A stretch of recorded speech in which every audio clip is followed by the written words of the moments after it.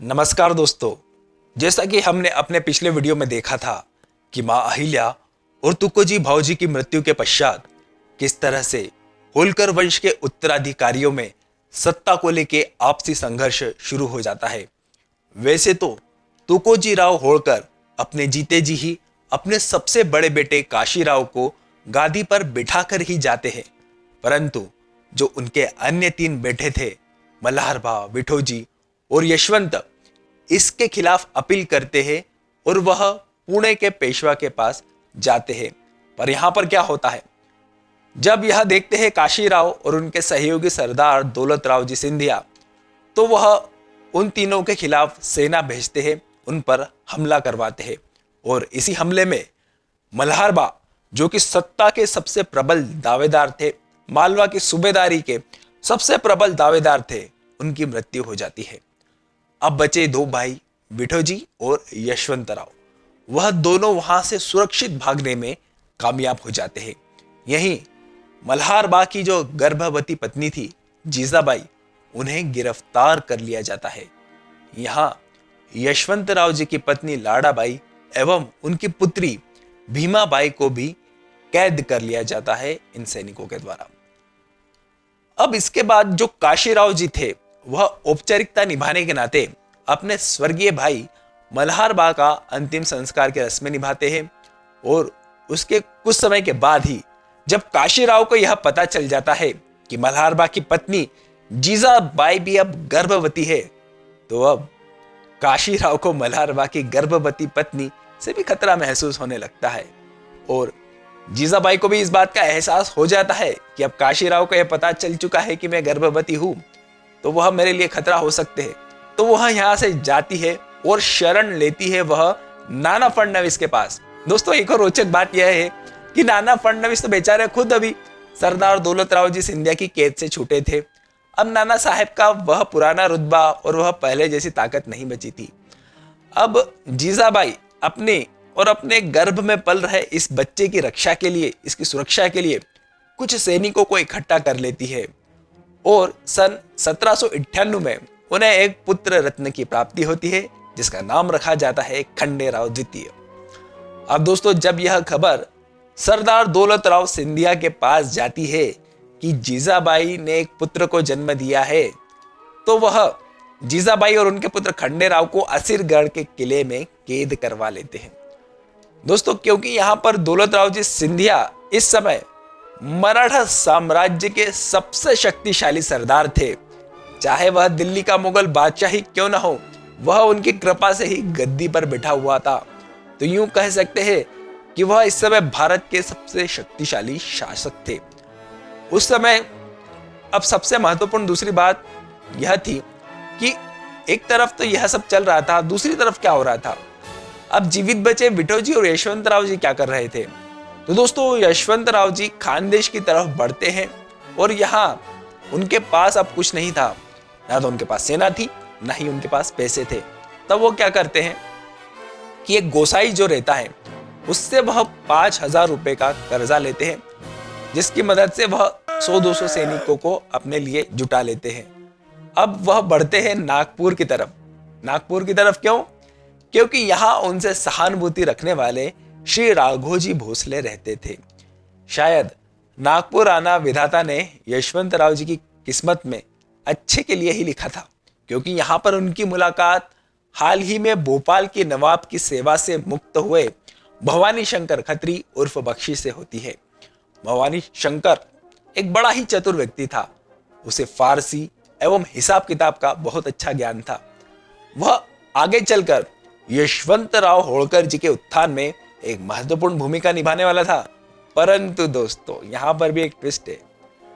वह आगे चलकर कुछ ऐसा भी करने वाला था यशवंतराव जी के साथ, जिसके कारण आज भी बख्शी भवानी शंकर की हवेली को दिल्ली में नमक हराम की हवेली के नाम से जाना जाता है। दोस्तों, तभी नागपुर में होलकरों का एक वफादार बहुत सारा धन लेकर आता है, जिससे यशवंतराव जी अपने सैनिकों को वेतन दे पाते हैं।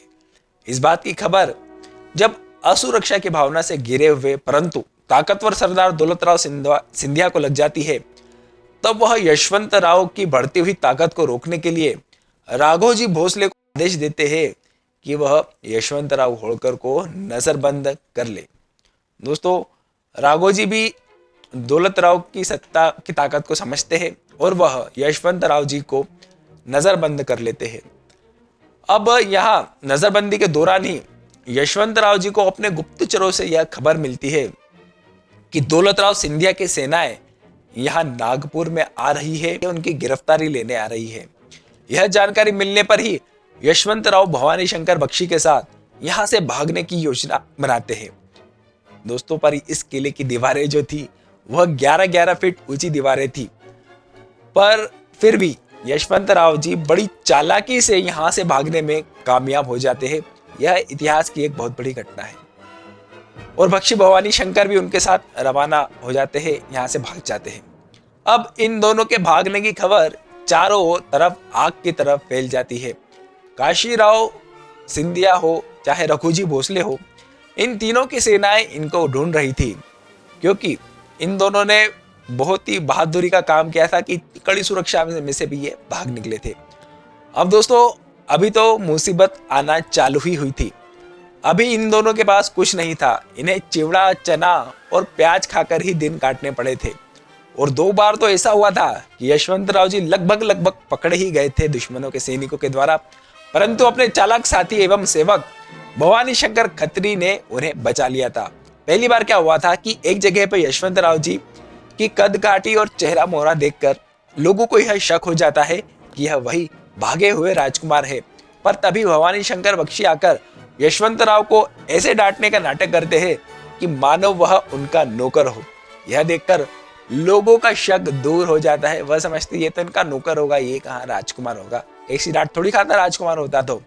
और एक बार और दूसरी बार भी इसी तरह जब यशवंतराव जी सोने के सिक्के बदलने के लिए पास के ही मार्केट या बाजार में जाते हैं, तब उनकी नजर उन पे सैनिकों की नजर पड़ जाती है कि तुम्हारे पास इतने सोने के सिक्के कहाँ से आए, तुम इसको कैसे बदला रहे हो। तब भी भवानी शंकर बख्शी आकर उन्हें डांटते हैं और कहते हैं कि मैंने तुम्हें सिक्के लेने भेजा था, तुम इतना टाइम लगा रहे हो। फिर सैनिकों को लगता है कि यह उनके नौकर है और इस तरह से वह 2 बार बचा लिए जाते हैं बड़ी चतुराई से। दोस्तों, अब खानदेश के इलाके में भटकते हुए वह गोसाई रामचंद्र भारती जी के पास जाते हैं। यहाँ से उन्हें अखरानी के प्रमुख सरदार राजा भाव सिंह के पास जाने के लिए कहा जाता है।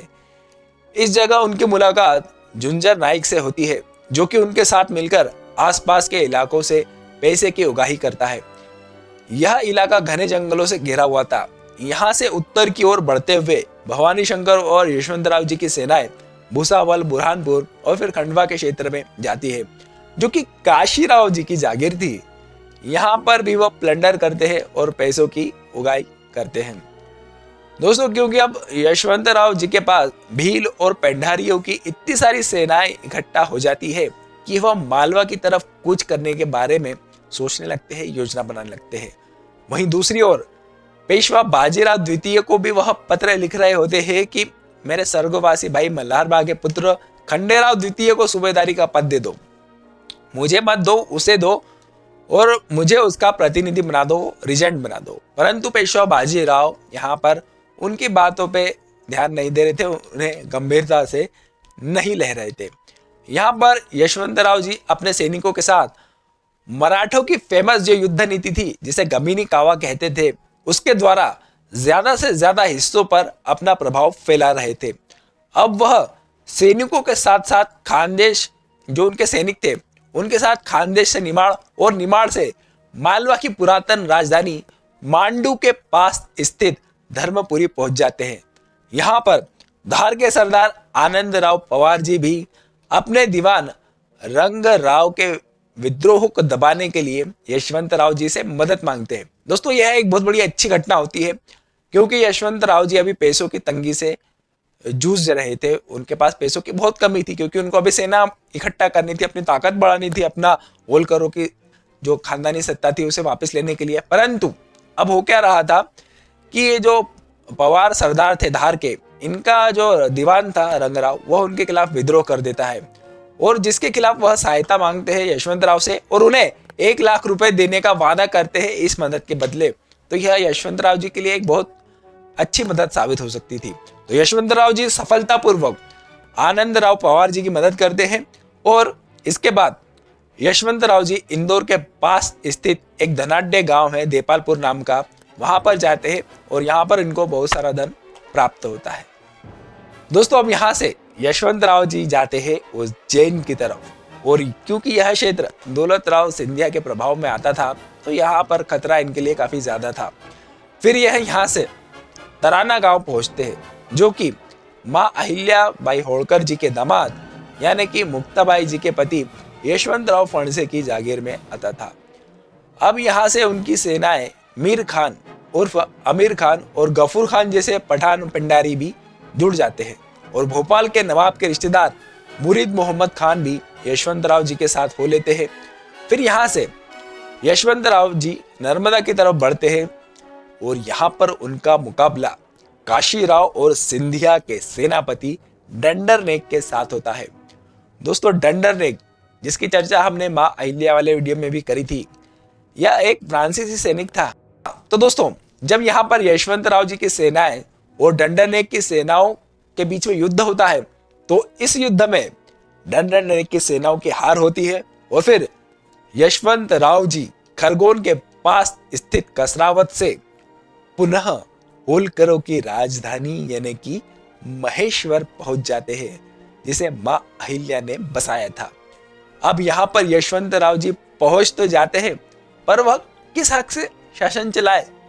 ना तो वो मालवा के सूबेदार थे और ना ही पेशवा ने मल्हार बा के पुत्र खंडेराव द्वितीय को सूबेदारी की सनद दी थी। दोस्तों तभी यशवंतराव जी ऐसी स्थिति में स्वयं के राज्याभिषेक की घोषणा कर देते हैं। यह एक बहुत ही बड़ा हिम्मत वाला और एक बहुत ही साहसिक और ऐतिहासिक कदम था दोस्तों, क्योंकि मराठा साम्राज्य की कॉन्फेडरेसी से यह अलग होने की बात थी, और वह स्वयं महाराजा की पदवी लेते हैं। और 6 जनवरी सन 1799 में यशवंतराव जी का विधि पूर्वक राज्याभिषेक किया जाता है। वह अपनी राजमुद्रा भी जारी करते हैं और मंत्रिमंडल की घोषणा भी करते हैं, जिसमें आमिर खान को सेनापति बनाया जाता है, भवानी शंकर बख्शी को जमादार खाने का प्रमुख बनाया जाता है, श्यामराव माड़िक अमात्य, हरमत छेला को सचिव बनाए जाते हैं, और दोस्तों गोवर्धन और जुंजार नायक जैसे वीर बहादुर योद्धाओं को घुड़सवार दल और पैदल सेना का प्रमुख बनाया जाता है। दोस्तों मराठा कॉन्फेडरेसी से ये जो और पेशवाई से अलग होने का यह निर्णय सभी को चौंका देता है, परंतु महाराजा यशवंतराव होळकर खुद भी ऐसा नहीं करना चाहते थे, वह मजबूर थे। पेशवा बाजीराव द्वितीय उन्हें मान्यता देने को तैयार ही नहीं थे, तो महाराजा यशवंतराव होळकर के पास दूसरा कोई रास्ता नहीं बचा था।